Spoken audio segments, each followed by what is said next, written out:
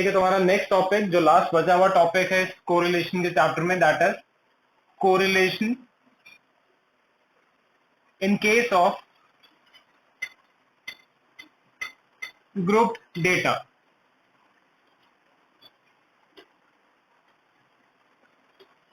ठीक है, ध्यान से समझना इस टॉपिक को, एक दो बार इस टॉपिक पे क्वेश्चन आया हुआ है। Correlation in case of a group data. अब ग्रुप डेटा कैसा होगा, जैसे अगर आप क्वेश्चन नंबर फर्स्ट देख रहे हैं जो मैंने आपके स्क्रीन पे प्रेजेंट किया हुआ है। ठीक है, अगर ऐसा क्वेश्चन आता है, आपको दो X and Y series given है और उसके कॉरस्पॉन्डिंग फ्रीक्वेंसीज आपको दी गई है। ठीक है, तो ऐसे डेटा को हम ग्रुप डेटा बोल देते हैं। अभी तक हमने जितने क्वेश्चंस किए थे, चाहे मैं एक्चुअल मीन की बात करूं, चाहे मैं एज्यूम मीन की बात करूं, चाहे हम नो डिविएशन की बात करें, उसमें क्या था, नॉर्मल आपको एक्स की वैल्यूज गिवन थी, वाई की वैल्यूज गिवन थी और उनके बीच में हम कोरिलेशन कैलकुलेट कर रहे थे। ठीक है, ग्रुप डेटा में क्या होगा, एक्स सीरीज होगी, वाई सीरीज होगी और दोनों की कॉमन फ्रीक्वेंसीज आपको दी गई होंगी। ठीक है, तो जब भी ऐसे कॉमन फ्रीक्वेंसीज होंगी एक्स एंड वाई सीरीज के साथ, तो ऐसे डेटा को हम ग्रुप डेटा बोल देते हैं। ठीक है जी, तो एक बार चलिए क्वेश्चन को वापस से देखते हैं कि किस तरह का क्वेश्चन हमें दिया गया है। ठीक है, तो हमें पूछा गया है, कहता Karl Pearson coefficient of correlation आपने कैलकुलेट करना है फ्रॉम द फॉलोइंग डिस्ट्रीब्यूशन। ठीक है, लेफ्ट साइड पे आपको वाई सीरीज गिवन है 10 15 15 20 20 25 एंड 25 30। ठीक है, और टॉप साइड पे आपको एक्स सीरीज दी गई है 200 300 300 to 400 400 to 500 500 to 600 and 600 to 700। ठीक है जी, उसके बाद नीचे एक टेबल सा बना के दिया है कॉमन फ्रीक्वेंसीज का, पहले तीन ब्लैंक है और 500 600 और 10 15 के अंदर गिवन है 3 और ऐसे 600 700 के नीचे गिवन है 7। ठीक है, इससे पहले तो मतलब समझते हैं कि इस टर्म का मतलब क्या है। इसका मतलब है कि वाई सीरीज की जो वैल्यूज हैं जो 10 से 15 के बीच में लाया करती हैं और एक्स सीरीज की जो वैल्यूज हैं जो 500 से 600 के बीच में लाया करती हैं, ऐसी कॉमन 3 वैल्यूज हैं। ठीक है, तो ऐसी 3 फ्रीक्वेंसी का मतलब है इस पेयर की 3 आइटम्स हैं। ठीक है, तो ये जितने भी बीच में चीजें गिवन हैं ये इसी चीज को डिनोट करती हैं कि of the given pair of X and Y कितनी नंबर ऑफ टर्म्स हैं जो ऐसे पेयर्स में लाया करती हैं। ये चीज समझ आई है? हाँ जी, हाँ जी, दोबारा से बता देता हूँ, क्वेश्चन को एक बार सामने रख के फिर देखना जी। ठीक है, जैसे आप पहली वाली रो की बात करते हैं 10 15 वाले में, पहली 3 ब्लैंक वैल्यूज हैं। इसका मतलब है 10 15 अगर y की वैल्यूज जो है जो 10 15 के बीच में लाई करती हैं और x की वैल्यूज ऐसी जो 200 300 के बीच में लाई करती हैं, ऐसी वो कहता कोई भी पेयर नहीं है, ऐसी कोई भी कॉमन फ्रीक्वेंसी नहीं है। ठीक है, 500 600 पे चलते हैं, ऐसे उसने 3 बोला है। इस 3 का क्या मतलब है, वो कहता है y की वैल्यूज जो 10 से 15 के बीच में लाया करती हैं और उसके कॉरस्पॉन्डिंग x की वैल्यूज जो 500 से 600 के बीच में लाया करती हैं, ऐसी कॉमन 3 वैल्यूज हैं। ठीक है अर्पित? ठीक है, तो इसका मतलब है जो बीच में आपको टेबल के बीच में चीजें गिवन है वो कॉमन फ्रीक्वेंसीज दी गई हैं कि उस गिवन पेयर ऑफ वैल्यूज के बीच में एक्स एंड वाई के बीच में क्या कॉमन टर्म्स हैं या कितनी नंबर ऑफ टर्म्स हैं वो आपको वहां पर दी गई है। ठीक है, मैं टेबल सा बनाऊंगा, प्लीज मैं आपको अभी रिक्वेस्ट करूंगा एक बार ध्यान से समझ लेना टेबल बन कैसे रहा है, उसके बाद कॉपी करना। ठीक है, ध्यान से समझिए, 5 बार 10 बार 50 बार पूछ लीजिएगा पर समझना थोड़ा सा ध्यान से, कॉपी आराम से कर लेना, मैं टाइम पूरा दूंगा उसको कॉपी करने के लिए। ठीक है, तो आपको बोला गया है कि लेफ्ट साइड पे y की वैल्यूज है। ठीक है, ऊपर 5-7 लाइनें इतनी जगह आप छोड़ देना, उसके बाद y की टर्म लिखना स्टार्ट करना। ठीक है, मैं टेबल बता रहा हूं किस तरह से बनाना है। ऊपर जो भी टर्म होगी उसके लिए 4-5 लाइनें छोड़ देना और बिल्कुल लेफ्ट साइड पे जो भी यहाँ पर टर्म गिवन होगी उसकी वैल्यूज लिखनी स्टार्ट कर देना। ठीक है, ऑलमोस्ट इसको आप लैंडस्केप फॉर्म में बनाना, जो भी ये टेबल बनाने लगा हूं मैं। ठीक है, वो भी लैंडस्केप फॉर्म में भी पूरा पेज वो कवर कर ले। ठीक है, तो ध्यान से एक बार समझते हैं टेबल बनेगा कैसे। कोई एक बार प्लीज बताएगा y की वैल्यूज या y की सीरीज क्या क्या गिवन है? 10 to 15 15 to 20 20 to 25 and 25 to 30। ठीक है, ये आपको टर्म्स गिवन है। अगर आपको याद हो पिछले सेमेस्टर का जब भी ऐसी कॉन्टिन्यूस सीरीज गिवन होती थी तो इसमें एक्चुअल टर्म्स हम क्या लिया करते थे, कभी भी हम ऐसे सॉल्व नहीं करते थे, हाँ जी, मिड वैल्यूज को लिया करते थे। तो इसका मतलब जो y मुझे एक्चुअली लेके चलना है कैलकुलेशन के लिए वो मिड वैल्यूज लेके चलना है। तो 10 15 की मिड वैल्यू दैट इज 12.5, 15 17 की 15 20 की 17.5, ऐसे ही 22.5, ऐसे ही आपकी 27.5। ठीक है, अज्यूमिंग मेथड से सॉल्व करते हैं। किसी भी एक टर्म को अज्यूम कर लेते हैं। फॉर एग्जांपल मैं ये अज्यूम कर रहा हूँ कि y का जो अज्यूम मीन है दैट इज 22.5। तो उसके बाद हम dy कैसे निकाला करते थे, y minus the assume mean of y। ठीक है, ऐसे ही कैलकुलेट करते थे। तो 12.5 minus 22.5 that is -10, 17.5 minus 22.5 that is -5, this is 0 and this is 5। क्या dy में से आपको लगता है कोई कॉमन फैक्टर है जिससे सारी चीजें डिवाइड हो सकती हैं? 5 है, तो हम d डैश y भी कैलकुलेट कर सकते हैं। ठीक है, d dash y is dy divided by any common factor. c stands for a common factor. तो अगर dy में से कोई भी कॉमन फैक्टर निकाला जा सकता है तो d डैश y हम कैलकुलेट कर सकते हैं, which is the values of dy divided by that common factor. तो आपने कहा कि 5 कॉमन फैक्टर बनता है, तो -2, -1, 0 एंड 1। और ऐसे ही d डैश y का स्क्वायर निकाल देते हैं, -2 का स्क्वायर, -1 का स्क्वायर, 0 का स्क्वायर एंड 1 का स्क्वायर। ठीक है, इतनी सी चीज जो मैंने बोर्ड पे लिखी है, प्लीज एक बार फटाफट से देख के बताइएगा, ये चीज में कोई डाउट तो नहीं है। y वाला y मिड वैल्यू, जब भी कॉन्टिन्यूस सीरीज आपको गिवन हो तो उसको डिस्क्रीट में कन्वर्ट करने के लिए हम क्या करते हैं, इनकी मिड वैल्यूज ले लेते हैं। Lower limit plus upper limit divided by 2, तो 10 plus 15 by 2, 15 plus 20 by 2, 20 plus 25 by 2, 25 plus 30 by 2। तो ये y की वैल्यूज है। ठीक, एक अज्यूम किया मैंने, dy निकाल दिया अज्यूम मीन मेथड से जैसे किया करते थे। dy में कोई कॉमन फैक्टर बनता था, बिल्कुल बनता था 5, तो मैंने उस सारे dy को 5 से डिवाइड कर दिया, उसको d डैश y बोल दिया, और जो d डैश y निकाला उसका मैंने स्क्वायर कर दिया। ठीक है जी। अब जितनी जगह यहाँ पर आपने ऑक्यूपाई कर ली, उसके ऊपर वाली जगह पे यहां से स्टार्ट करना, जो भी ऊपर टर्म गिवन होगी उसको लिखना। तो एक बार बताना क्या क्या टर्म्स गिवन है x के साथ। 200 300 थी, 300 400, 400 500, कहां तक है जी, 700 तक है, तो 600 टू 700। ठीक है, दोबारा से कॉन्टिन्यूस सीरीज गिवन है, एक्स वाली भी जो कॉन्टिन्यूस सीरीज आपको दी गई है, तो एक्चुअली एक्स को हम क्या यूज कर लेते हैं, that is the mid values. तो ये आपकी हो जाएगी 250, this is 350, this is 450, this is 550 and this is 650। ठीक है, तो जैसे एक्स आपको कॉन्टिन्यूस सीरीज में गिवन था, वैसे ही आप, सॉरी वाई कॉन्टिन्यूस में गिवन था, वैसे ही एक्स में गिवन था, तो मैंने मिड वैल्यूज लेकर उसको डिस्क्रीट में कन्वर्ट कर दिया। इसमें से भी कोई अज्यूम ले लेते हैं। फॉर एग्जांपल मैं इसको अज्यूम ले लेता हूँ कि x का अज्यूम मीन कितना है, 450 है, तो dx निकाल लेते हैं। 250 minus 450 minus 200, this is -100, this is 0, this is 100 and this is 200। क्या dx में से कोई कॉमन फैक्टर आपको लगता है? 100। तो d डैश x निकाल लेते हैं, which is dx divided by a common factor.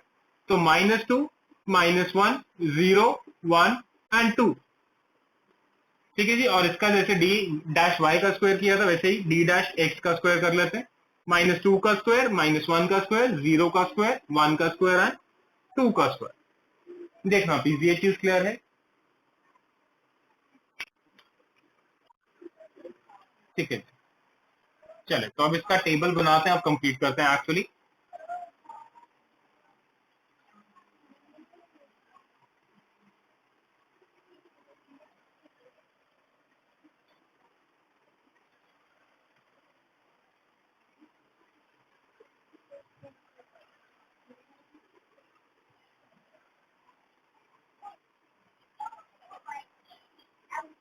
ठीक है, तो ये मैंने वैल्यूज लिख दिए हैं जी यहाँ पर, सॉरी इसको टैबुलर से फॉर्म में बना दिया है ताकि हमारे लिए आसान हो जाए।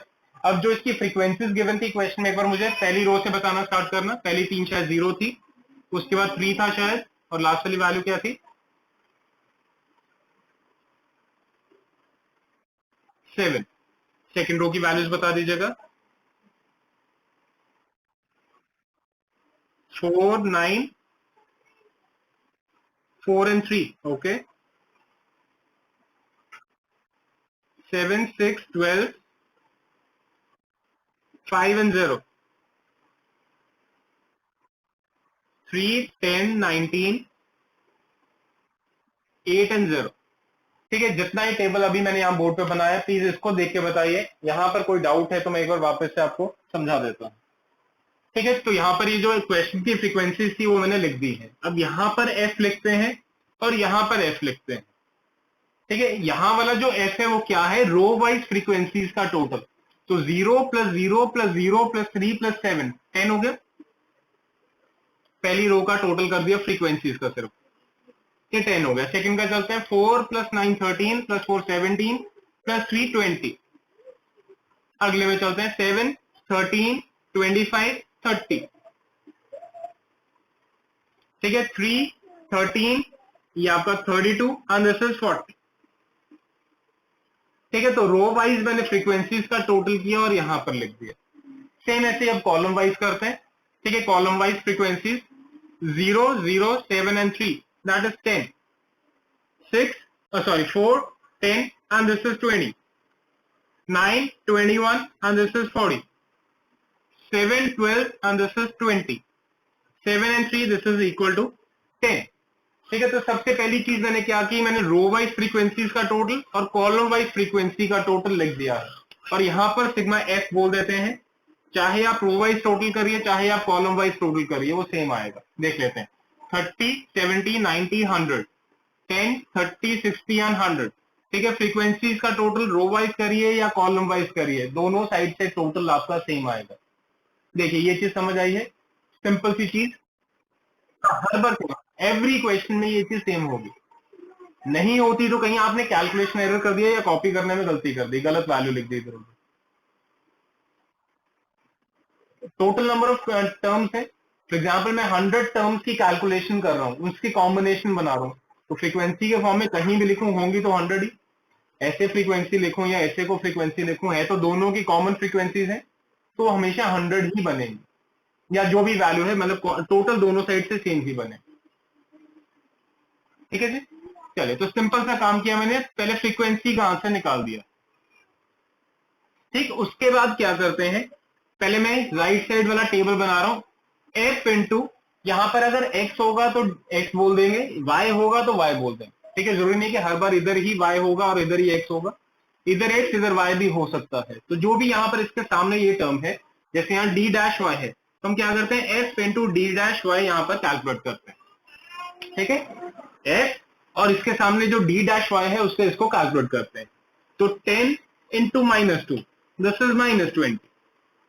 ठीक है, ध्यान से समझना, f into D dash Y या डी डैश एक्स, जो भी यहां पर टर्म आपने लिखी हो, तो f into D dash Y, f into D dash Y, same ऐसी 30 into D dash Y and 40 into D dash Y, और इसको टोटल कर देते हैं, sigma F D dash Y. देखिए कितनी आती है, दिस इज इक्वल टू 0 आ जाती है। देखिए ये चीज समझ आई है? हाँ जी, प्लीज रिप्लाई करिएगा, मैं आपकी वेट कर रहा हूँ। ये चीज समझ आई है?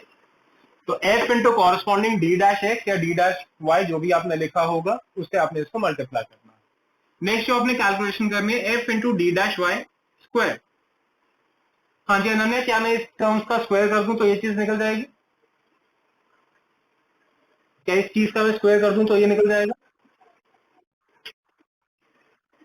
बिल्कुल जी, इसका स्क्वायर नहीं करना, वो F square D dash Y square बन जाएगा। मैंने क्या लिखा, F into D dash Y square, तो F into D dash Y का स्क्वायर। ठीक है, तो ये एफ है, ये डी डैश वाई का स्क्वायर है, तो इन दोनों को आपने मल्टीप्लाई करना है। ठीक है, डायरेक्टली इस टर्म का स्क्वायर नहीं कर देना, वो F square D dash Y square बन जाएगा।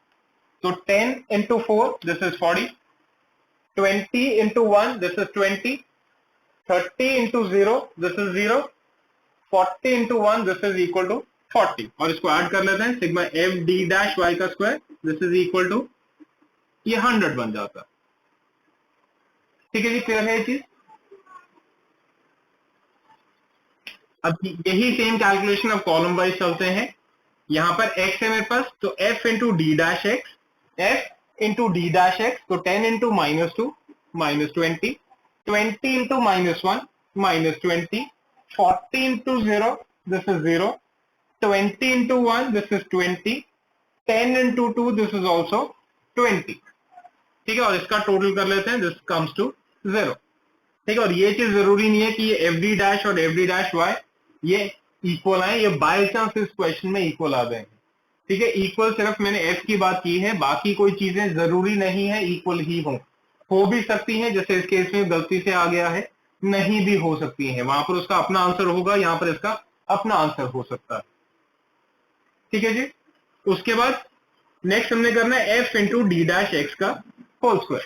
ठीक है, तो इसको होल स्क्वायर नहीं करना है, एफ को डी डैश स्क्वायर के साथ आपने मल्टीप्लाई करना है। तो 10 into 4 this is 40, 20 into 1 this is 20, 40 into 0 this is 0, 20 into 1 this is equal to 20, sorry F से मल्टीप्लाई करना था, हाँ ठीक है, 20 into 1 this is equal to 20, 10 into 4 this is equal to 40। तो देखें इसका टोटल कितना आ जाता है, दिस इज इक्वल टू 120। ठीक है, यहां तक देखिए प्लीज, कोई चीज अगर आपको नहीं समझ आई है तो मैं वापस से आपको एक्सप्लेन कर देता हूं। चले तो आगे कंटिन्यू करते हैं। तो यहां तक मैंने कैलकुलेशंस कर दी हैं, अब जो कैलकुलेशन करने लगा हूं इसको ध्यान से समझना। हर फ्रीक्वेंसी के साथ एक वैल्यू आपको कैलकुलेट करनी है। ठीक है, हर फ्रीक्वेंसी के साथ आपने एक कॉरस्पॉन्डिंग उसके वैल्यू कैलकुलेट कर लेनी है, जितनी भी फ्रीक्वेंसीज हैं उन सब के साथ। ठीक है, कैसे करनी है, चलिए जहां तो वैल्यूज ही नहीं है वो तो उसको या काट दीजिए या 0 लिख दीजिएगा, वहां तो वैल्यूज नहीं आएंगी। ठीक है, जहां जहां फ्रीक्वेंसीज की वैल्यूज हैं तो हर फ्रीक्वेंसी के साथ आपको कैलकुलेशन करनी है। ठीक है, पहली frequency 3, F into D dash X and D dash Y. ठीक है, तो एफ को उसके सामने के डी डैश एक्स और डी डैश वाई से आपने मल्टीप्लाई करना है। तो F into D dash X into D dash Y. ठीक है, ध्यान से समझना है इसको, मैं दोबारा रिपीट कर रहा हूं। जो भी फ्रीक्वेंसी है उसके कॉरस्पॉन्डिंग जो भी डी डैश एक्स है और जो भी डी डैश वाई है, आपने उसको तीनों को मल्टीप्लाई करना है। तो 3 इंटू 1 इंटू -2, जो भी आंसर आएगा उसको यहां पर लिख देते हैं। 7 पे चलते हैं, 7 फ्रीक्वेंसी है, डी डैश एक्स 2 है, डी डैश वाई -2 है, तो 7 इंटू 2 इंटू -2, तो कितना हो गया, -28। बताना प्लीज ये चीज समझ आई है, मैंने दोनों कैलकुलेशंस कैसे की हैं।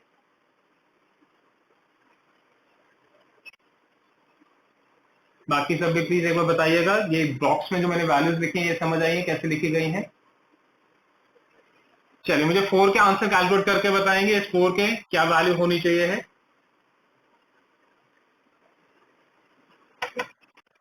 4 ही आएगा, 4 इंटू -1 इंटू -1, तो 4 इंटू 1 हो जाएगा, दिस इज इक्वल टू 4। 9 के सामने 9 इंटू 0 इंटू -1, तो 0 से मल्टीप्लाई तो 0 ही बन जाएगा। 4 इंटू 1 इंटू -1 -3 इंटू 2 इंटू -1 -6। 7 ये तो सारा 0 से ही मल्टीप्लाई होगा, तो इसको तो सोचने की जरूरत नहीं है, इसको एज इट इज लिख देते हैं। ये वाला कॉलम भी 0 से मल्टीप्लाई होगा, तो इसको भी 0 लिख देते हैं, इसको सोचने की हमें जरूरत नहीं। ठीक है जी, चलिए 3 पे आते हैं। 3 इंटू -2 इंटू 1 -6, 10 इंटू -1 इंटू 1 -10, ये तो 0 हम लिख चुके हैं। 8 इंटू 1 इंटू 1 दिस इज 8। तो हर फ्रीक्वेंसी के कॉरस्पॉन्डिंग मैंने F into D dash X into D dash Y calculate कर दिया। सबको समझ आती है ये चीज जो ये मैंने बॉक्सेस में किया है। ठीक है, तो लास्ट में F into D dash X into D dash Y, इसका टोटल हमें करना है दोनों side, F into D dash X into D dash Y. कैसे करना है, रो वाइज बॉक्सेस का टोटल इधर लिखते हैं, तो 0 0 0 -6 -28 -34। ठीक है, ऐसे सेकंड रो का 4 + 0 -4 एंड -6, तो -6। अगला हो गया 0, ये सारा का सारा, तो 0, और लास्ट वाला -6 -16 -8 आ जाता है। तो sigma F D dash X D dash Y ये हमारी वैल्यू बन जाते हैं, दिस इज इक्वल टू -14 -48। ठीक है, ऐसी बॉक्सेस का कॉलम वाइज टोटल करते हैं और कॉलम के नीचे लिखते हैं। पहले में -6 आ जाएगा, अगले में देखें क्या आता है, ये भी दोबारा से -6 हो जाएगा, अगला 0 है, अगला हमारा ये हो जाएगा -2, और लास्ट वाला हमारा हो जाएगा -34। इस साइड का टोटल करते हैं, 34 36 42 and 48। F D dash X और डी डैश वाई इसका भी टोटल आपका सेम आएगा, फ्रीक्वेंसीज के टोटल और F D dash X D dash Y इसके टोटल ये हमेशा सेम रहेंगे आपके। ठीक है, तो यहां पर ये मेरा टेबल कंप्लीट होता है। इसके बाद सिर्फ मुझे फॉर्मूला डालना है, फॉर्मूला डालेंगे और आंसर को कैलकुलेट कर दें। देखिएगा जी, टेबल क्लियर है सबको?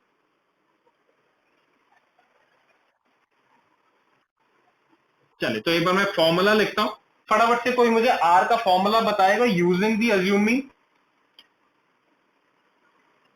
आर का फॉर्मूला जो हम लिखा करते थे यूजिंग दी अज्यूमिंग एन। हाँ जी, बिल्कुल जी। Sigma D X into sigma D Y. ठीक है, इनको अलग अलग कर देते हैं। पहले इकट्ठा था डी एक्स डी वाई, अब अलग अलग कर दिया। D X into D Y upon root of N sigma D X square का होल स्क्वायर। सेम चीज वाई के साथ N sigma D Y square minus sigma D Y का होल स्क्वायर। ठीक है, ये हमारा फॉर्मूला था जो हम अज्यूमिंग मेथड से कैलकुलेट किया करते थे for Karl Pearson coefficient of correlation. Same formula है, कोई चेंज नहीं है, सिर्फ इतना सा चेंज है, हर चीज के साथ एफ लगा देते हैं। F D X D Y, और डी एक्स को डी डैश एक्स और डी वाई को डी डैश वाई कर देते हैं। सेम यहाँ पर एफ डी डैश एक्स कर देते हैं, यहाँ पर एफ डी डैश वाई कर देते हैं। यहाँ पर F D dash x square कर देते हैं, यहाँ एफ डी डैश एक्स कर देते हैं, यहाँ पर भी F D dash Y square कर देते हैं, और यहाँ पर भी एफ डी डैश वाई कर देते हैं। ठीक है, तो एफ लगा दिया और डी एक्स और डी वाई की जगह मैंने डी डैश एक्स और डी डैश वाई कर दिया है। बाकी सारा फॉर्मूला एज इट इज मैंने लिख दिया। देखना जी, फॉर्मूला समझ आया? सेम फॉर्मूला था, जहां जहां डी एक्स डी वाई था उसके साथ डी डैश एक्स और डी डैश वाई कर दिया था, और हर डी एक्स और डी वाई के साथ मैंने एफ लगा दिया। तो डी एक्स डी वाई था, उसके साथ एफ लगा दिया और इन दोनों को डी डैश में कर दिया। यहाँ पर डी एक्स था, डी डैश एक्स और साथ में एफ लगा दिया। यहाँ डी वाई था तो डी डैश वाई, उसके साथ एफ लगा दिया, एंड सो ऑन। अब इसकी वैल्यूज डालते हैं और मेरा आंसर कैलकुलेट हो जाएगा। एन क्या होता है, कोई बताएगा? एन किस चीज को बोलेंगे? पूरे टेबल में एन क्या है? 100। ठीक है, ध्यान रखना है, N is equal to sigma F होता है। ठीक है, कोई नंबर्स को काउंट नहीं करना कि 1 2 3 4 5 6 7 8 9। नहीं जी, कई स्टूडेंट ऐसे कर देते हैं, इसको ऐड किया और उसको ऐड किया और वो एन लिखाते हैं।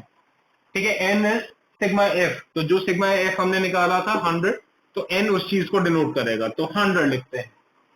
Sigma F D dash into D dash Y, इसका टोटल कितना है? दैट इज -48, यह हमने निकाला था। F into D dash X into D dash Y, इसका टोटल हमने कैलकुलेट किया है -40, minus F into D dash X, तो देखें F into D dash X ये है 0, into F into D dash Y, वो कितना है? That is also 0। ठीक है, ये हमने निकाला था। ये F into D dash X 0 था, F into D dash Y वो भी 0 है, divided by under the root F दोबारा से, तो 100। ठीक है, एन या सिग्मा एफ 100 हो जाएगा। F sigma F D dash x का स्क्वायर, इसकी बात कर रहा है, इसका टोटल हमने निकाला था, that is 120, minus sigma F D dash x का होल स्क्वायर माइनस 0 का होल स्क्वायर। सेम चीज वाई के साथ, एन दैट इज 100, जिसको सिग्मा एफ हमने बोला, Y square F sigma sigma F D dash Y square that is equal to 100 minus 0 का whole square. F D dash Y 0 था, उसका होल स्क्वायर। इसकी वैल्यूज को पुट करते हैं, कैलकुलेट करते हैं, ये हमारा आंसर निकल जाएगा। तो देखिए कितना होगा, -4800 डिवाइडेड बाय, देखना जी 12,000 का रूट कितना आता है?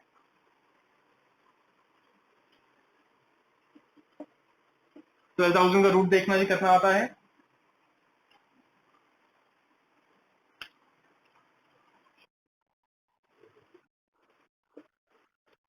ठीक है जी, तो इसको सॉल्व कर लीजिएगा। 4800 divided by 10,954 minus 4800 divided by 10,954, कितना आंसर आएगा? माइनस